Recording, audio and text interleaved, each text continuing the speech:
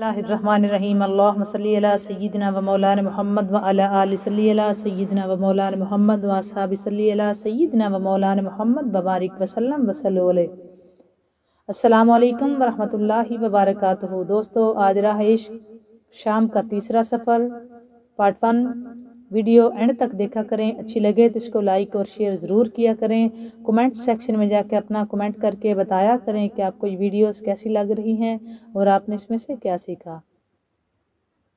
अगर आप चैनल पर नए हैं तो चैनल को सब्सक्राइब करके बेल आइकन प्रेस कर दें ताकि हमारी हर आने वाली नई वीडियो आप तक बर वक्त पहुँच सके। बढ़ते हैं हम आज अपने मौजू की तरफ। राह इश्क शाम का तीसरा सफ़र पार्ट 1।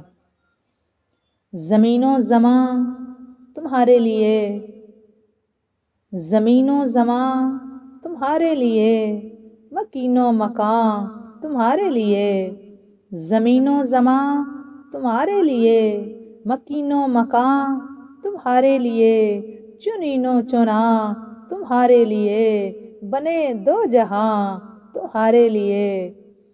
ज़मीनो ज़मां तुम्हारे लिए, मकीनो मकां तुम्हारे लिए, चुनीनो चुना तुम्हारे लिए, बने दो जहां तुम्हारे लिए, बने दो जहां तुम्हारे लिए। दहन में ज़ुबां तुम्हारे लिए, दहन में ज़ुबां तुम्हारे लिए, बदन में है जान तुम्हारे लिए, दहन में ज़ुबां तुम्हारे लिए, बदन में है जान तुम्हारे लिए। हम आए यहाँ तुम्हारे लिए, उठे भी वहाँ तुम्हारे लिए, हम आए यहाँ तुम्हारे लिए, उठे भी वहाँ तुम्हारे लिए। तुम्हारी चमक तुम्हारी धमक तुम्हारी झलक तुम्हारी महक, तुम्हारी चमक तुम्हारी धमक तुम्हारी झलक तुम्हारी महक, ज़मीनो फलक सिमा को समक है सिक्का निशान तुम्हारे लिए, तुम्हारे लिए। ज़मीनो ज़मां तुम्हारे लिए, मकीनो मकां तुम्हारे लिए, चुनीनो चुना तुम्हारे लिए, बने दो जहां, बने दो जहां, बने दो जहां तुम्हारे लिए। ये शम्सो कमर ये शामो सहर, ये बरगो शजर ये बागो समर, ये शम्सो कमर ये शामो सहर, ये बरगो शजर ये बागो समर, ये तैगो सिपर ये ताजो कमर, ये हुक्मे रवां तुम्हारे लिए, ये हुक्मे रवां तुम्हारे लिए, ये हुक्मे रवां तुम्हारे लिए। ज़मीनो ज़मां तुम्हारे लिए, मकीनो मकां तुम्हारे लिए, चुनीनो चुना तुम्हारे लिए, बने दो जहां तुम्हारे लिए, बने दो जहां तुम्हारे लिए, बने दो जहां तुम्हारे लिए। और इशारे से चांद चीर दिया, इशारे से चांद चीर दिया, छुपे हुए खुर को फेर दिया, इशारे से चांद चीर दिया, छुपे हुए खूर को फेर दिया, गए हुए दिन को असर किया, गए हुए दिन को असर किया। ये ताबो तमां तुम्हारे लिए, ये ताबो तमां तुम्हारे लिए, गए हुए दिन को असर किया, ये ताबो तमां तुम्हारे लिए। ज़मीनो ज़मां तुम्हारे लिए, मकीनो मकां तुम्हारे लिए, चुनीनो चुना तुम्हारे लिए, बने दो जहां तुम्हारे लिए, बने दो जहां तुम्हारे लिए, बने दो जहां तुम्हारे लिए, बने दो जहां तुम्हारे लिए। और सबा वो चले कि बाग फले, सबा वो चले कि बाग फले, वो फूल खिले कि दिन हो भले, सबा वो चले कि बाग खिले, वो फूल खिले, वो फूल खिले कि दिन हो भले, लिवा के तले सना में खुले, लिवा के तले सना में खुले, रज़ा की ज़ुबान तुम्हारे लिए, لوا کے تلے ثنا میں کھلے رضا کی زباں تمہارے لیے صبا وہ چلے کہ باغ پھلے صبا وہ چلے صبا وہ چلے کہ باغ پھلے وہ پھول کھلے وہ پھول کھلے کہ دن ہو بلے وہ پھول کھلے کہ دن ہو بلے لوا کے تلے ثنا میں کھلے رضا کی زباں تمہارے لیے لوا کے تلے ثنا میں کھلے رضا کی زباں تمہارے لیے لوا کے تلے ثنا میں کھلے رضا کی زباں تمہارے لیے زمین و زماں تمہارے لیے چنین و چنا تمہارے لیے مکین و مکان تمہارے لیے چنین و چنا تمہارے لیے بنے دو جہاں تمہارے لیے بنے دو جہاں تمہارے لیے بنے دو جہاں تمہارے لیے بنے دو جہاں تمہارے لیے بنے دو جہاں تمہارے لیے بنے دو جہاں تمہارے لیے۔ شام کا تیسرا سفر۔ شہر کی گنجان آبادی میں زیادہ تر حصہ تاجر اور عمرا سکونت پذیر تھے۔ ان کے مکانات دوسروں سے عمدہ، خوبصورت اور کشادہ تھے۔ دولت کی ریل پیل تھی، اس لیے لونڈیوں اور غلاموں کی بھی کثرت تھی۔ اسی آبادی میں ایک بلند و بالا حویلی سب سے بڑھ کر اپنی الگ ہی شان دکھا رہی تھی۔ یہ حویلی مکہ کی سب سے بڑی مالدار خاتون حضرت خدیجہ بنت خویلد کی تھی۔ حضرت خدیجہ بنت خویلد کے ہاں دولت کی فراوانی تھی۔ اس حویلی کے اندر گھوڑوں کے لیے استبل اور اونٹوں کے لیے شتر خانے تھے، جن میں لاتعداد اونٹ، گدھے اور گھوڑے موجود تھے۔ اسی حویلی میں لاتعداد گودام تھے جو اجناس سے بھرے ہوئے تھے۔ حویلی میں ہر طرف گہما گہمی تھی۔ حضرت خدیجہ بنت خویلد کا مال تجارت مختلف قافلوں کی صورت میں جاتا اور ڈھیروں منافع کما کر واپس آتا۔ دولت کی اس کثرت کے باوجود بی بی کی زندگی تنہا تھی۔ بی بی ایک کامیاب تاجرہ ہونے کے ساتھ ساتھ مکارم اخلاق کا پیکر جمیل تھی۔ عفت و پاک دامنی کے باعث عہد جاہلیت میں بھی طاہرہ کے لقب سے پکاری جاتی تھی۔ بی بی رحمدلی، غریب پروری اور سخاوت آپ کی امتیازی خصوصیات تھی۔ اہل مکہ کے تجارتی وفد میں آپ کا مال تجارت آپ کے ملازموں اور نمائندوں کی سپردگی میں بیرون ملک جاتا رہتا تھا۔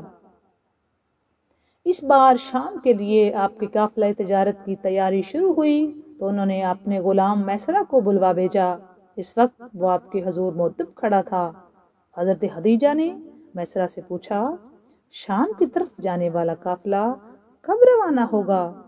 میسرہ نے جواب دیا، مالکن حضور ہفتہ عشرہ تک روانہ ہو جائے گا۔ بی بی نے پوچھا، تم نے سامان تجارت فراہم کر لیا ہے؟ میسرہ انتہائی وفادار غلام تھا بی بی کا۔ اس نے کہا، مالکن آپ فکر نہ کریں، میں نے ساری تیاریاں مکمل کر لی ہیں۔ یہاں سے جو مال شام جائے گا وہ بھی تیار ہے، اور شام میں جس مال کی خریداری کرنی ہے میں نے اس کی بھی فہرست بنا رکھی ہے، بس قافلہ روانہ ہونے کی دیر ہے۔ بی بی نے میسرہ کی طرف دیکھتے ہوئے کچھ سوچتے ہوئے کہا، میسرہ میرا خیال ہے اس بار تمہارے ساتھ کسی نمائندے کو بھیجوں؟ تم اس کے بارے میں کیا کہتے ہو؟ میسرہ نے تو اپنی مالکن کا بہت وفادار تھا۔ اس نے جواب دیا، جیسے مالکن آپ کی مرضی، جو آپ چاہیں۔ بی بی نے فرمایا، میں کافی عرصہ سے حضرت ابو طالب علیہ السلام کے بھتیجے محمد عربی صلی اللہ علیہ وآلہ وسلم کے متعلق سن رہی ہوں۔ ان کی دیانت اور امانت کا شہرہ دور دور تک پہنچ چکا ہے۔ لوگ انہیں صادق اور امین کے لقب سے پکارتے ہیں۔ میرا خیال ہے وہ بہتر رہیں گے۔ میسرہ نے کہا مالکن آپ درست کہہ رہی ہیں، وہ ایک کامیاب تاجر ہیں، ہمیشہ سچی اور کھری بات کہنے کے عادی ہیں، انہوں نے منافع بھی ہمیشہ دوسروں سے زیادہ کمایا ہے، ان کی شیریں گفتگو اور اعلیٰ اخلاق کی سبب لوگ ان کے گرویدہ ہیں۔ بی بی نے فرمایا میں چاہتی ہوں کہ اس بار انہیں مال تجارت دے کر تمہارے ساتھ ملک شام روانہ کر دوں، تم کیا مشورہ دیتے ہو؟ میسرہ بھی تاجدار کائنات احمد مجتبیٰ حضرت محمد مصطفیٰ صلی اللہ علیہ وآلہ وسلم کا گرویدہ تھا، فوراً بول اٹھا میں آپ کی بات سے اتفاق کرتا ہوں، ہمیں ایسے ہی امانتدار اور دیانتدار شخص کی ضرورت ہے، اب ہمیں اس معاملے میں تاخیر سے کام نہیں لینا چاہیے۔ بی بی نے فرمایا تم جاؤ اور انہیں میرا پیغام پہنچا دو، اگر وہ رضامند ہو جائیں تو انہیں میرے پاس لے آؤ تاکہ سلسلہ میں بات پکی کر لی جائے۔ میسرہ سر ہلاتے ہوئے وہاں سے چلا گیا۔ میسرہ جب واپس آیا تو اس نے آ کے بی بی کو اطلاع دی کہ میرے ساتھ محمد عربی صلی اللہ علیہ وآلہ وسلم تشریف لے آئے ہیں۔ بی بی کا معمول یہ تھا عام زندگی میں کہ بی بی بیواؤں، یتیموں، محتاجوں کی دستگیری فرماتی تھی۔ بی بی کی پاک دامنی اور شفقت لوگوں میں بڑی مشہور تھی، یہی وجہ تھی کہ بی بی طاہرہ کے لقب سے جانی جاتی تھی۔ بی بی کا مال تجارت میں جو نفع ہوتا اس کا بیشتر حصہ بی بی مساکین کی امداد پر خرچ کرتی تھی۔ اسی لیے تاجدار کائنات کے پاس جب یہ پیغام گیا تو سرکار مان گئے، اور میسرہ ان کا وفادار اور زیرک غلام تھا، تو جو تجارت کرنے والے ملازمین اور نمائندوں کی نگرانی کرتا۔ تاجدار کائنات صلی اللہ علیہ وآلہ وسلم یمن بھی تجارت کے لیے گئے تھے۔ آقا کریم کا بھی یہ معمول تھا، آپ بھی اپنا بیشتر حصہ غربا، مساکین، بیواؤں، یتیموں پر خرچ کرتے، اور آپ صلی اللہ علیہ وآلہ وسلم کی امانت اور دیانت کا شعرہ اس پاک باز خاتون نے کئی بار سنا تھا، اور اب ان کا ارادہ تھا کہ آپ صلی اللہ علیہ وآلہ وسلم ان کا مال تجارت لے کر شام جائیں، اس لیے انہوں نے مشورے کے لیے میسرہ کو طلب کیا تھا۔ بی بی اپنی کنیزوں سے بات چیت میں مصروف تھی کہ میسرہ نے آ کے محمد عربی صلی اللہ علیہ وآلہ وسلم کی آمد کی اطلاع دی۔ آپ صلی اللہ علیہ وآلہ وسلم کو جب اندر بلایا گیا، جب آپ صلی اللہ علیہ وآلہ وسلم تشریف لائے تو بی بی خدیجۃ الکبریٰ نے دیکھا ایک باوقار اور خوبصورت نوجوان، خوبصورت حسن کا شہنشاہ، حسین و جمیل، صاحب شمس الضحیٰ، صاحب بدر الدجا، ایک حسن کائنات، جمال کائنات، جان کائنات، چہرہ والضحیٰ، پیشانی والشمسی والشمس والفجر، حامیم کے کنڈل، خوبصورت دندان مبارک جن کو قرآن نے یاسین بھی کہا ہے، رخسار عنابی، ہونٹ گلابی، زلف واللیل، کشادہ، قد کاٹ، حسن کا بادشاہ، حسن و جمال کا پیکر۔ تاجدار کائنات بیک جوانی کی ظاہراً عمر مبارک میں تھے۔ جب تاجدار کائنات تشریف لائے تو کیا وہ کمال، اس حویلی کو کیا رنگ لگے، جہاں جہاں کفے پا لگ گئے، وہاں جہاں جہاں نورانی کفے پا لگے، وہاں نور کی کرنیں چھوڑتے گئے۔ جب تاجدار کائنات کو بی بی نے دیکھا تو انتہائی خوبصورت حسن و جمال کا پیکر، نہایت صاف ستھرے لباس میں ملبوس، اور تاجدار کائنات تشریف لا رہے تھے۔ بی بی دیکھتی رہ گئی۔ تاجدار کائنات صلی اللہ علیہ وآلہ وسلم کے چہرے مبارک پہ متانت اور سنجیدگی تھی۔ آپ صلی اللہ علیہ وآلہ وسلم کی پیشانی سے ایک نور حویدہ ہو رہا تھا، چال میں وقار تھا، چہرے پر حیا کے آثار تھے۔ محمد عربی صلی اللہ علیہ وآلہ وسلم نے اس وقت بھی فخر انبیاء، امام الانبیاء، تاجدار حلتا، سیاح لامکاں، شب اسرا کا دھولا، شاخ خوبا، جانے جانا، تاجدار کائنات صلی اللہ علیہ وآلہ وسلم نے سلام کے بعد گفتگو کا آغاز کرتے ہوئے فرمایا، بی بی آپ نے مجھے یاد کیا ہے؟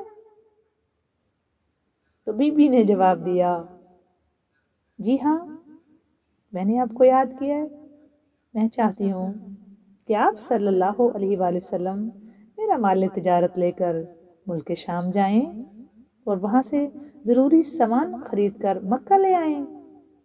آپ صلی اللہ علیہ وآلہ وسلم کو اس کا معقول معاوضہ دیا جائے گا اور معاوضہ بھی دوسروں سے زیادہ ملے گا۔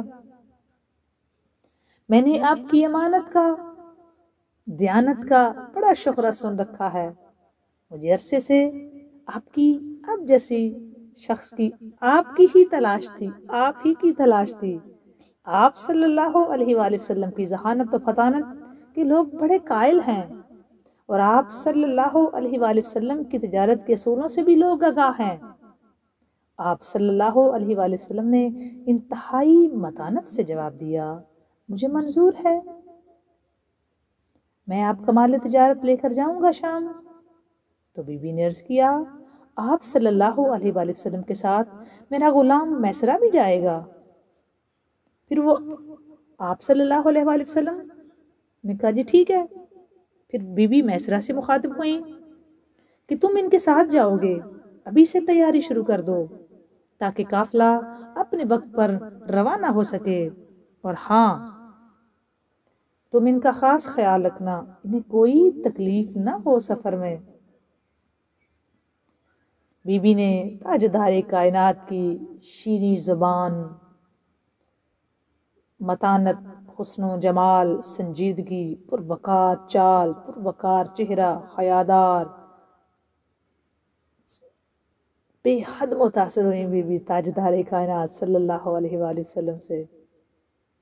تاجدار کائنات کی پیک کی جوانی تھی ظاہراً، اس عمر میں حیا، شرینی، شرافت، وقار، متانت، انہوں نے یہ باتیں آج تک کسی میں نہیں دیکھی تھی۔ کہ کیسے دیکھتی، وہ تو اپنی مثال آپ ہیں، اللہ نے بنایا ہی نہیں کوئی ان جیسا۔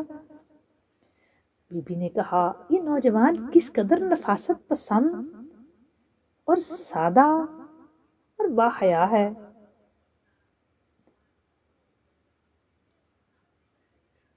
بی بی ایک شریف، پاکباز اور مالدار خاتون تھی، اپنا مال تجارت دے کر لوگوں کو بھیجتی، تجارت میں بھی شرکت کر لیتی اور شرکاء کے لیے ایک حصہ مقرر کرتی۔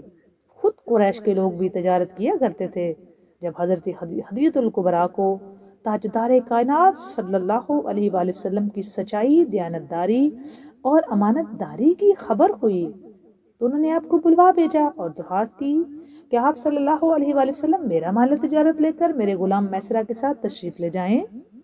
آپ صلی اللہ علیہ وآلہ وسلم نے وہ آفر قبول کر لی۔ تاجدار کائنات صلی اللہ علیہ وآلہ وسلم نے حضرت ابو طالب کے مشورہ سے اس بات کو قبول فرما لیا۔ چنانچہ حضرت خدیجہ الکبریٰ نے اپنے غلام میسرہ اور ایک رشتہ دار بی بی کے حضرت خزیمہ بن حکیم کو بھی آپ صلی اللہ علیہ وآلہ وسلم کی خدمت کے لیے ساتھ بھیجا۔ بی بی نے اپنے ایک رشتہ دار حضرت خزیمہ بن حکیم کو فخر انبیاء صلی اللہ علیہ وآلہ وسلم کی خدمت کے لیے ساتھ بھیجا۔ حضرت خزیمہ کو اس سفر کے دوران حضور سے بڑی محبت ہو گئی، بے بہا محبت، اور وہ آپ صلی اللہ علیہ وآلہ وسلم کو دیکھتے رہتے تھے، زیارت کرتے رہتے تھے، اور سفر کے دوران ایک لمحہ کے لیے بھی وہ تاجدار کائنات صلی اللہ علیہ وآلہ وسلم کو خود سے دور نہیں کرتے تھے۔ شام کی سفر تجارت میں اس نے حضور صلی اللہ علیہ وآلہ وسلم سے بہت سی خلاف عادات چیزیں مشاہدہ کی، یہ دیکھ کر اس کی محبت میں اور اضافہ ہوتا گیا۔ اور اس دلچسپ تاریخی سفر کے پس منظر میں 3 اور مختلف روایات ہیں، وہ بھی آپ کی گوشے گزار کرتی ہوں۔ ایک یہ بھی روایت ہے اسی واقعہ کے بارے میں، ایک یہ بھی روایت موجود ہے کہ جب حضرت ابو طالب نے سنا کہ بی بی خدیجہ الکبریٰ رضی اللہ تعالیٰ اپنی تجارت میں معاوضہ پر شرکت کے لیے کسی معقول، محنتی، دیانتدار، شریف تاجر کی تلاش میں ہیں، تو انہوں نے فوراً تاجدار کائنات صلی اللہ علیہ وآلہ وسلم سے کہا کہ آپ اس نیک خاتون کا مال لے کے جا سکتے ہیں تجارت کے لیے اور اس سے کاروباری معاملہ طے کرتے ہیں۔ چنانچہ آپ صلی اللہ علیہ وآلہ وسلم نے اپنے چچا کے مشورے پر عمل کیا، اسی وجہ سے آپ نے ان کی وہ آفر قبول فرمائی۔ دوسری روایت یوں ہے کہ حضرت ابو طالب نے علیہ السلام نے حضور سے فرمایا کہ اگر آپ چاہیں تو میں آپ کے لیے بی بی سے بات چیت کروں کاروبار کے لیے، تو آپ رضامند ہو گئے۔ تو حضرت ابو طالب نے حضرت خدیجہ الکبریٰ کے پاس حضور کو خود بھیجا۔ خیر، آپ دوسروں کو معاوضے پہ بیچتی ہیں تو آپ میرے بھتیجے کو بھیجیں، یہ بھی ایک روایت ملتی ہے۔ لیکن دوستو، جو سب سے پہلی روایت ہے وہ زیادہ مستند ہے کہ خود بی بی نے بلایا تھا فخر انبیاء کو، اور ایک روایت میں یہ بھی ہے کہ حضرت ابو طالب نے یہ مشورہ دیا تھا، بی بی کو یہ بتایا تھا کہ میرا بھتیجا ہے وہ بہت وہ امین اور صادق ہے اور تجارت کے بڑے گر جانتا ہے، تو وہ تاجدار کائنات، تو پھر اس لیے تجارت کے لیے عرض کی گئی۔ اور یہ سلسلہ معاش تھا جس کا بندوبست خود خالق کائنات نے اور میں لانا تھا، اور وہ اللہ کی طرف سے یہ سارا معاملہ اصل میں ہوا تھا۔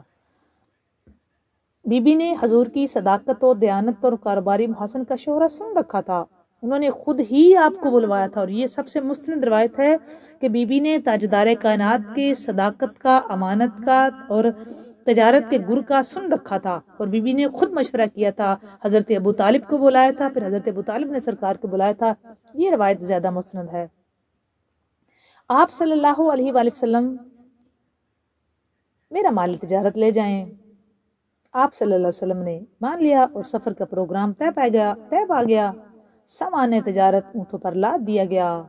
ایک عظیم میر کارواں کی قیادت میں یہ تاریخی قافلہ شام کی جانب رواں دواں ہوا۔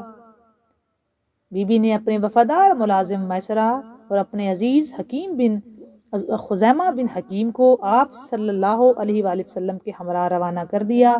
میسرہ ان کا خاص وفادار اور ذہین غلام تھا۔ حضرت خزیمہ بن حکیم حضرت خدیجہ الکبریٰ سلام اللہ تعالیٰ علیہ کے قریبی عزیز تھے۔ بی بی کے یہ دونوں خصوصی نمائندے آپ صلی اللہ علیہ وآلہ وسلم کی خدمت اور دیکھ بھال کے لیے قافلہ کے ساتھ بھیجے گئے۔ انہیں یہ بھی تاکید تھی کہ دوران سفر اور منزل مقصود پر پہنچ کر بھی تمام کاروباری لین دین آقا کونین کریں گے، آپ ان کی خدمت صرف کریں گے، اور واپسی پہ جو جو واقعہ پیش آیا وہ ویسے کا ویسا آپ مجھے سنائیں گے، یہ بی بی نے تاکید کی تھی۔ ان دونوں نے سارے سفر کے دوران نگرانی اور مشاہدے کے فرائض بڑے باکمال، بااختیار اور ہنرمندی سے انجام دیے۔ تاجدار کائنات صلی اللہ علیہ وآلہ وسلم کے قرب سے نتیجہ یہ ہوا کہ دونوں آپ صلی اللہ علیہ وآلہ وسلم کے بلند اخلاق و کردار کے بڑے معترف ہو گئے، یہاں تک کہ انہیں حضور صلی اللہ علیہ وآلہ وسلم سے اس قدر انس و عقیدت پیدا ہو گئی کہ پل بھر میں بھی آپ صلی اللہ علیہ وآلہ وسلم سے جدا نہیں ہوتے تھے۔ یہ دونوں آپ صلی اللہ علیہ وآلہ وسلم کی دیکھ بھال اور آرام و آسائش کا ہر لمحہ خیال رکھتے تھے۔ شرکت سفر کے مختلف مراحل میں حضور صلی اللہ علیہ وآلہ وسلم کی مسلسل رفاقت و صحبت سے انہیں آپ صلی اللہ علیہ وآلہ وسلم سے حقیقی محبت ہو چکی تھی۔ یہ تجارتی قافلہ اسی راستے سے گزرا جس سے حضور صلی اللہ علیہ وآلہ وسلم اپنے چچا جناب ابو طالب علیہ السلام کے ہمراہ آج سے 12 برس پہلے گزرے تھے۔ شام کا پہلا سفر اگر آپ کو یاد ہو، اس کی ویڈیو ریکارڈ میں نے کروائی ہوئی ہے، تو وہ اسی راستے سے یہ تیسرا سفر بھی آپ صلی اللہ علیہ وآلہ وسلم نے اختیار کیا۔ آپ صلی اللہ علیہ وآلہ وسلم نے ایک بار پھر وادی القرا، سرزمین مدین اور دیار سمود دیکھے۔ انہی مشہور مقامات کو ایک بار پھر ان کے تاریخی تناظر میں دیکھنے سے آپ صلی اللہ علیہ وآلہ وسلم کے دل و دماغ میں وہ پرانے سارے واقعات گردش کر رہے تھے جو پہلے سفر میں آپ کے سامنے آئے تھے۔ آپ صلی اللہ علیہ وآلہ وسلم کو مختلف مذاہب اور مسالک کے لوگوں سے ملنے جلنے کا مزید اتفاق ہوا۔ ان لوگوں سے مذہب، زندگی، روحانیت، عبادت اور آخرت ایسے موضوعات پر بحث و مباحثہ ہوتا رہا ان مذاکرات میں آپ صلی اللہ علیہ وآلہ وسلم نے دوسروں کی باتیں غور سے سننے کے ساتھ ساتھ اپنے موقف بھی آپ نے کھل کر پیش کیا۔ ایسے مشاہدات، تجربات، مذاکرات اور مباحث بھی آپ صلی اللہ علیہ وآلہ وسلم کے لیے بے حد مسرت اور طمانینت کا سامان فراہم کرتے رہے۔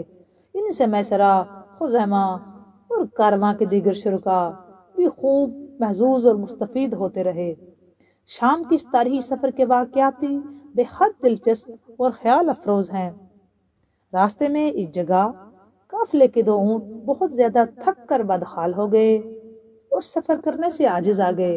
ان اونٹوں کی حالت اس قدر خراب تھی کہ وہ سفر کرنے کے قابل ہی نہ تھے۔ میسرہ نے اس بات کی اطلاع تاجدار کائنات صلی اللہ علیہ وآلہ وسلم کو دی۔ آپ صلی اللہ علیہ وآلہ وسلم نے اپنے دست مبارک اونٹوں کے منہ پر رکھے اور ان کے لیے دعا فرمائی۔ دیکھتے ہی دیکھتے ان دونوں اونٹوں میں اس قدر ہمت اور چستی آ گئی کہ وہ قافلے کے باقی اونٹوں سے تیز ہو گئے اور آگے آگے چلنے لگے۔ تمام کارواں یہ منظر دیکھ کر حیران رہ گیا۔ خزیمہ اور میسرہ کو یہ دیکھ کر بڑی حیرت ہوئی۔ انہوں نے اسے حضور صلی اللہ علیہ وآلہ وسلم کی برکت سمجھا اور آپس میں ایک دوسرے سے کہنے لگے۔